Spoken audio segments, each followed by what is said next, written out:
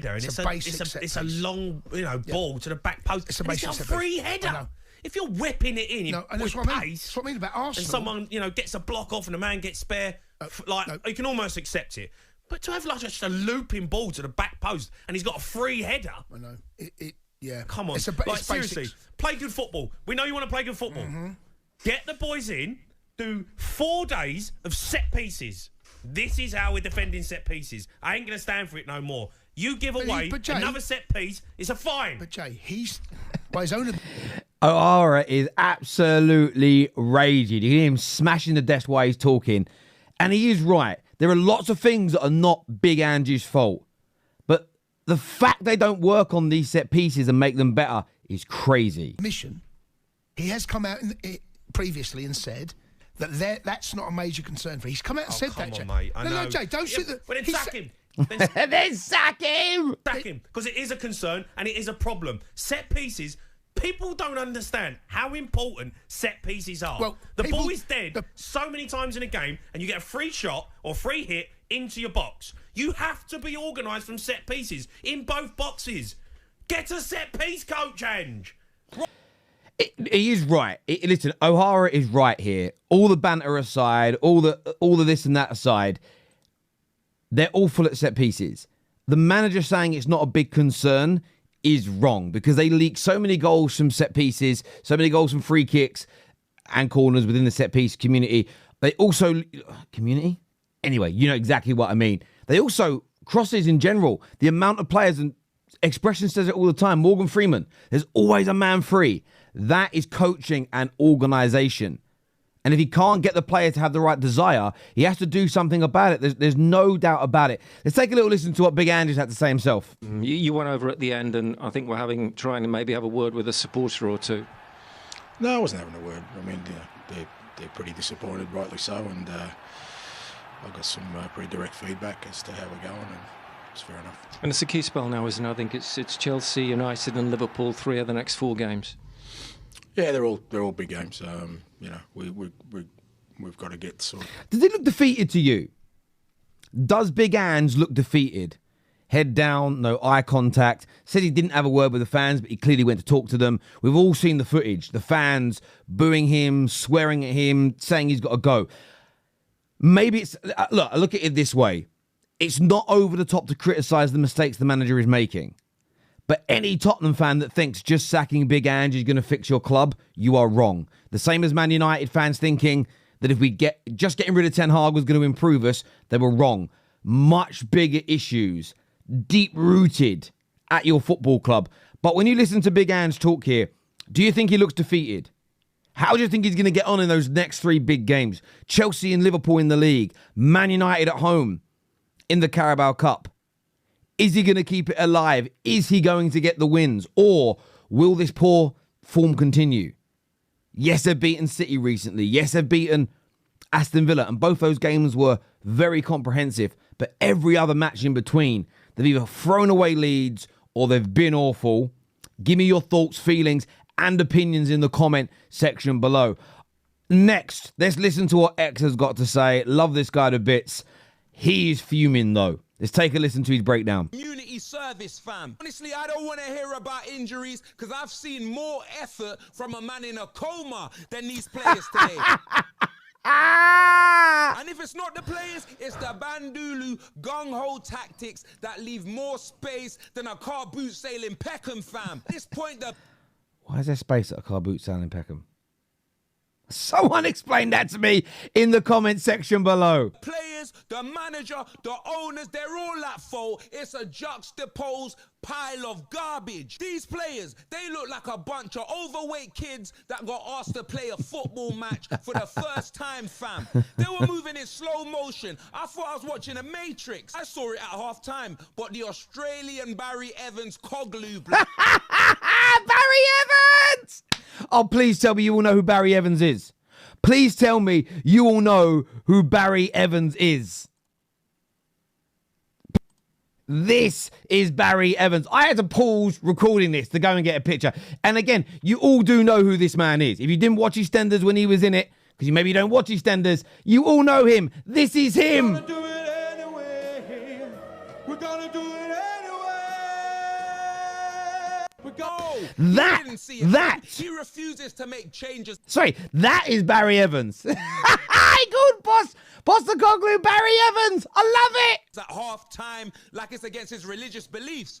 It must be. I'm tired of seeing a man with his arms folded while we're getting folded on a pitch like a calzone, fam. I said at the start of this season, this team isn't good enough. I've seen more depth on a ruler, blood. Who was getting turned over like a prison mattress last season? And what do we do in the summer? We're out here recruiting kids like it's an episode of Top Boy, blood. I understand that we're not at full strength, but I've seen this performance when we are at full strength.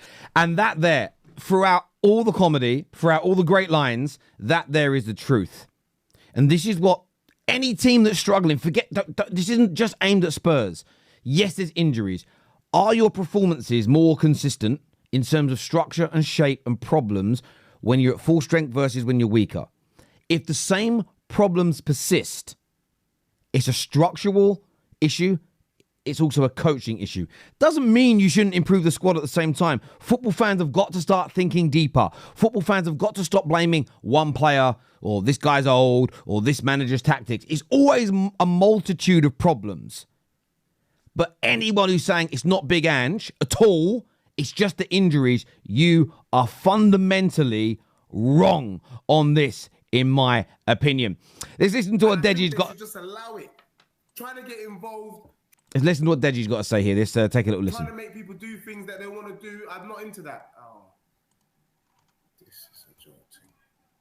This is a blood fart joke.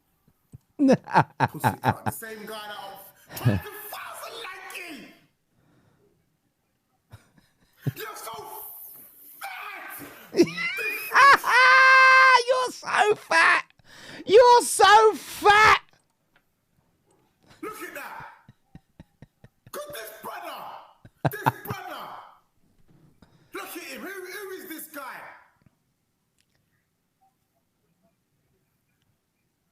I mean, look at that. This brother, he just hops like a bunny. Look at him. He's a waste man. He's been rubbish. Him and Poro rubbish. Look at him hopping. His hair dance. You donkey. Look at that. Free header. I knew it anyway. I knew we were going to get bopped.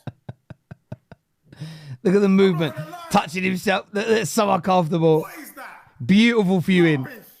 Beautiful. I knew it anyway. I knew we're getting slapped up. I knew it. Rubbish. It's 1-0 Bournemouth already. 17 minutes. It's long. Get Postecoglou out.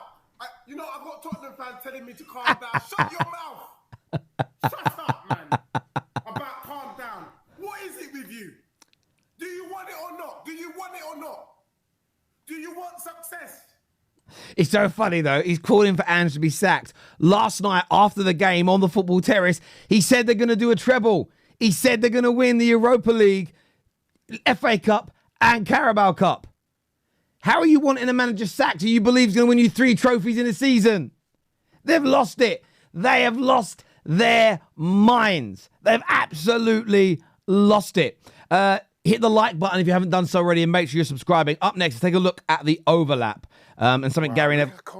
Let's take a little listen here. I don't know why these videos keep playing when I click on them. They shouldn't be doing that. They should be waiting. Frustrates the living daylights out of me. But anyway, let's start that again. Let's start that little bit again. Wow, look how congregated that. What a great ball in that is. Oh, no, it's not. Justin, he's got to be the most annoying bloke in football, the set-piece coach at Arsenal. Oh, I know. He's got to be on it. Why, he's doing so well? He's got to be on it, though. Seriously. Why are people still... I didn't see this clip until today.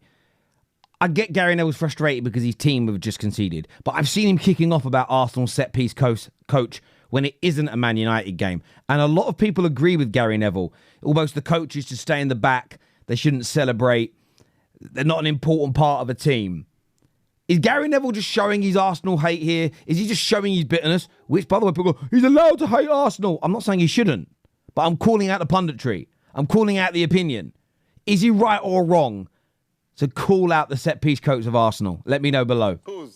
Nobody likes someone who's rubbish at their job. But that's just it, isn't it?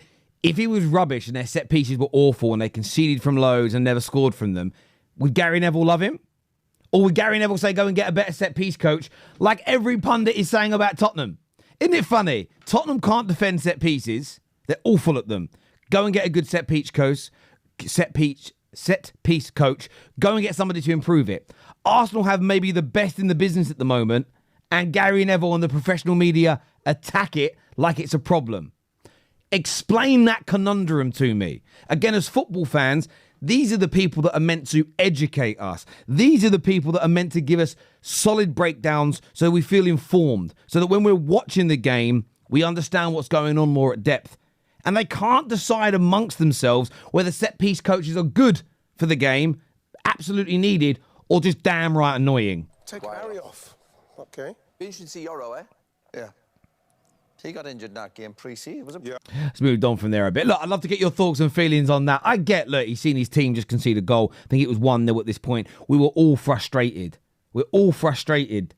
But I've seen Gary Neville do this when it isn't Man United. So anybody in the comments saying, but it's because it's against his team. What about when it's not against Man United and he calls it out? Want your thoughts, want your feelings below. As ever, thank you all for tuning in.